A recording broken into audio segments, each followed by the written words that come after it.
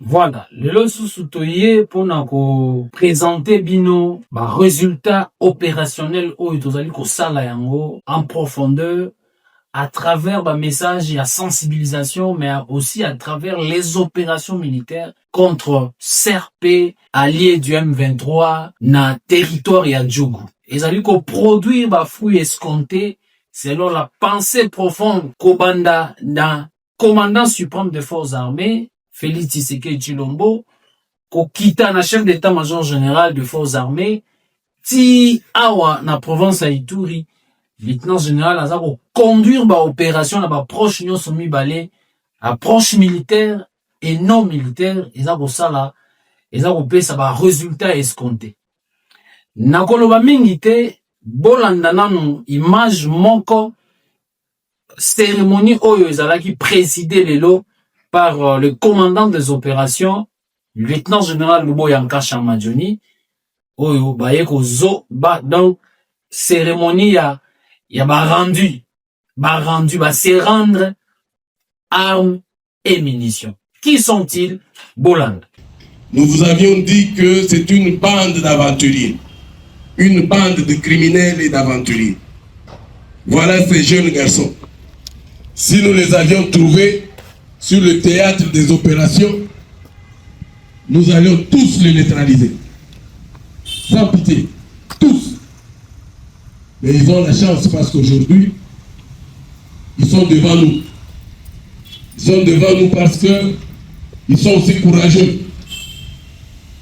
Non seulement ils se sont rendus, mais aussi ils ont amené les armes qui leur ont été dotées par ces criminels. Et vous pouvez voir, vous pouvez observer les armes qui sont là-bas. Donc je demande encore à cette jeunesse, qui est à Nyamamba, qui est à Boa, qui est à Di, qui est à Djo, de se rendre, de faire comme leurs amis. Vous avez essayé d'attaquer Nyamamba, Chomia, Kassé, avec un pseudo général qu'on appelle Lobo, un déserteur de l'armée. Et vous avez eu la réponse. Maintenant, vous êtes là en train de divaguer. Vous êtes dispersés. Revenez vers nous pour qu'on vous rentre à la maison. Votre place, c'est pas en brousse. La brousse, là, la forêt, là, c'est pour les animaux. Revenez. Ça, c'est un échantillon que nous avons ici. Wana bouti kolanda lieutenant général Luboya Nkasha Madjoni. Tala bana wana nde bomoni bango wana, bango nde bazobundisa l'État. Mwangu. Donc bana wana balobi bango baza na kati ya CRP, Zaïre, babundisa l'État.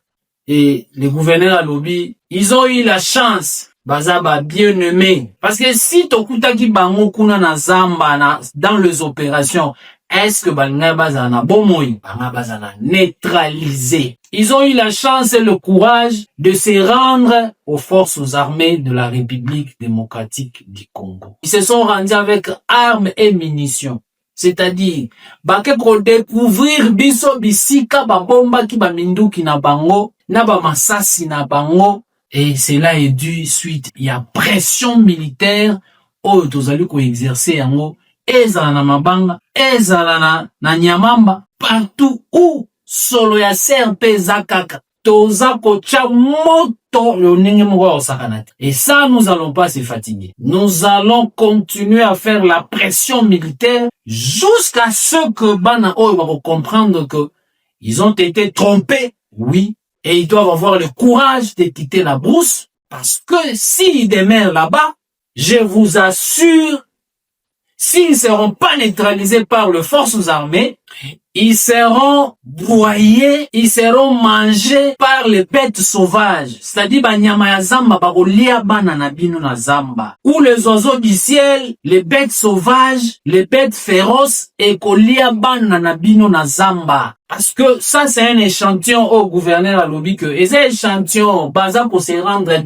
tous les jours. Eza na Nyamamba, na café, na kaseni, baza pour se rendre tous les jours. Rendez-vous et ayez la vie sauve. Toza boye bisabino. Il n'y a pas d'ici, papa, mbalo ici exalté. Njia pana, utatokea wapi? Utakimbia wapi? Utakufa kule na kupori. Kama unapendaka maisha yako, rudie. Zonga ozwa vi, okota nzela ya malembe ozongela mboka. Mais soki o demeurer, le fait de demeurer dans la brousse, le fait de résister, le fait d'endurcir votre cœur, nous aussi, nous allons appuyer sur l'accélérateur. Nous allons continuer à vous frapper matin, midi, soir, jusqu'à ce que vous allez comprendre que on ne combat jamais la République gagne toujours des places de combien.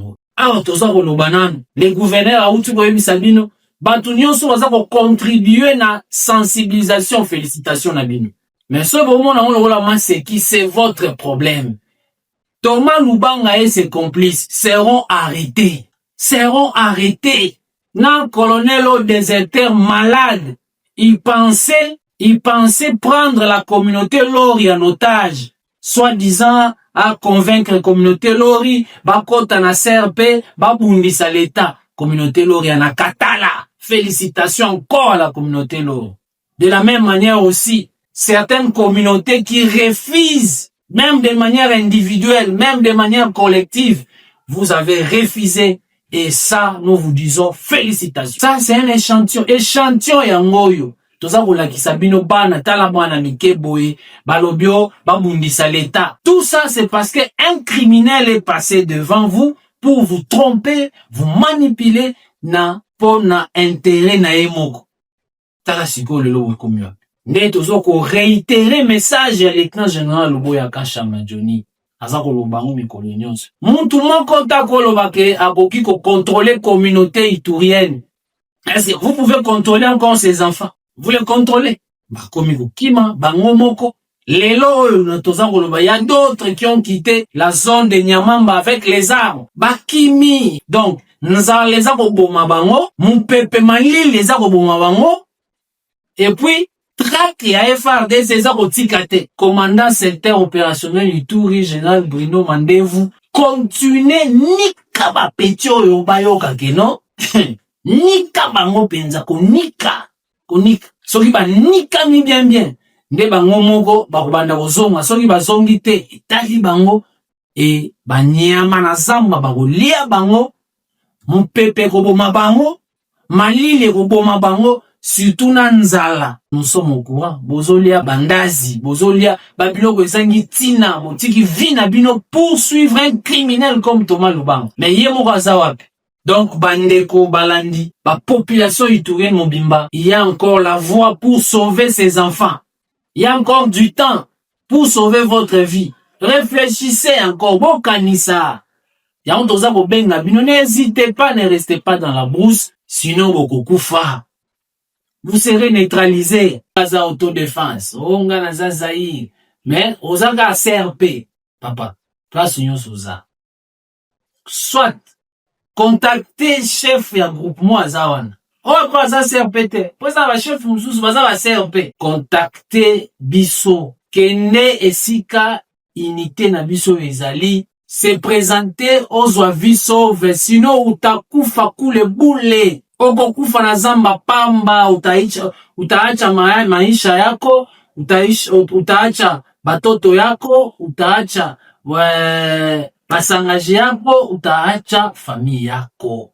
Kende Bobby Manazamba bo se rendre aux avisos. Sinon, toko fina kaka, toko fina. Tala nenge bokomi boza ba déprimer. Vous n'avez ni force et loko ezate, loko akoli ezate. Revenez à la raison. Revenez, nous allons vous ramener chez vous et vous aurez la vie sauvée. Laissez les aventuriers, laissez les corbillards. Botika ba corbillard, Thomas Lubanga c'est un corbillard, il amène que les gens à la mort. C'est un corbillard. Appelez-nous 081 78 73 78 9 et nous allons vous